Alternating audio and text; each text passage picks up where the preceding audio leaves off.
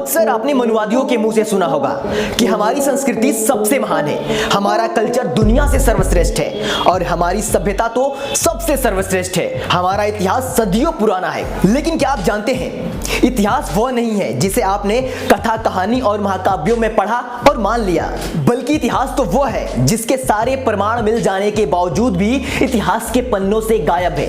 अभी तक बुद्धिजीवी वर्ग यह आरोप लगाते आ रहे हैं कि ब्राह्मणों के सारे देवी देवता काल्पनिक है, लेकिन यह पूरी तरह से सत्य भी नहीं है, क्योंकि बौद्ध धर्म के इतिहास को मिटाकर उसके आधार पर ही एक नई रचना की गई है, जिसका प्रमाण आपको अक्सर देखने को मिल जाता है। आज भी भारत के जितने भी पुराने मंदिर हैं, उन सबको खंगोल कर देखिए, उन सब में बुद्ध का इतिहास मिल जाएगा।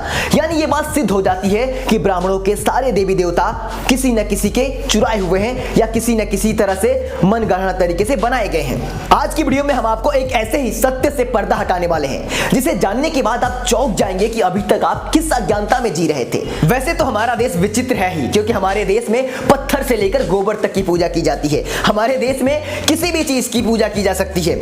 तो हमारे देश में ऐसे न जाने कितने प्रकार के अलग अलग बने हुए हैं, पता नहीं कितने देवी देवता हैं। आप में से बहुत सारे लोग महाभारत रामायण इन सबको पढ़े होंगे, टीवी में देखे होंगे। तो ऐसे ही एक महाकाव्य है जिसका नाम है रामायण, और उस रामायण महाकाव्य में एक कैरेक्टर है जिनका नाम है हनुमान बताया जाता है।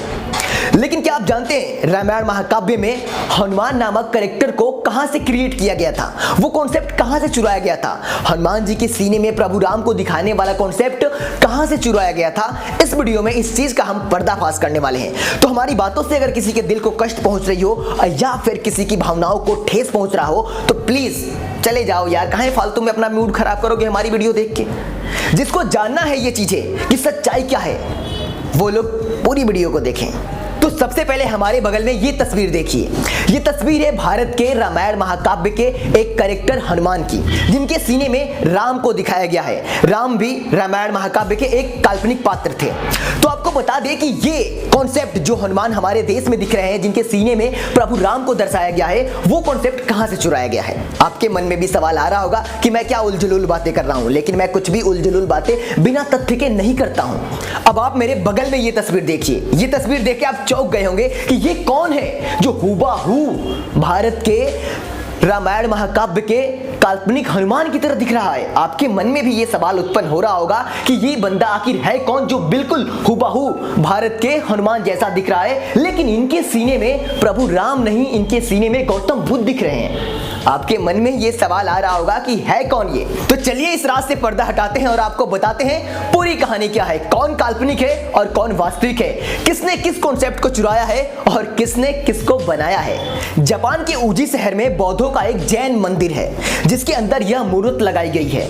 आपके मन में एक सवाल आ रहा होगा कि जैन और बुद्ध का मतलब क्या है। मैं आपको बता दूं कि जैन जो आप सोच रहे होंगे ना, आपके मन में सवाल आ रहा होगा कि जैन तो एक अलग धर्म हो गया और बौद्ध धर्म तो एक अलग धर्म हो गया, तो दोनों एक कैसे हो गए? तो आपको बता दूं कि वो जैन धर्म है। और ये जैन जिस तरह से भारत में कहते हैं मेडिटेशन और ध्यान करना, उसी तरह से जापान में ध्यान और मेडिटेशन को जैन कहा जाता है। तो आप समझ गए होंगे कि जैन का मतलब क्या होता है। यानी आप स्पष्ट शब्दों में कह सकते हैं कि जापान में एक मेडिटेशन केंद्र है जहां पर यह मूर्त लगाई गई है। अब आपके मन में सवाल आ रहा होगा कि आखिर ये मूर्त है किसकी और क्यों ऐसा दर्शाया गया है। तो आपको बता दें कि ये जो तस्वीर मेरे बगल में आपको दिख रही है, जिनके सीने में तथागत बुद्ध को दर्शाया गया है, ये तस्वीर गौतम बुद्ध के पुत्र राहुल की है, जिनको जापान में रघोरा कहा जाता है।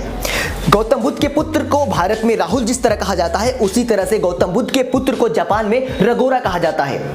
गौतम बुद्ध के पुत्र राहुल 16 अरहंतों में से एक थे और वह बुद्ध के पुत्र होने के साथ साथ गौतम बुद्ध के अनुयायी भी थे।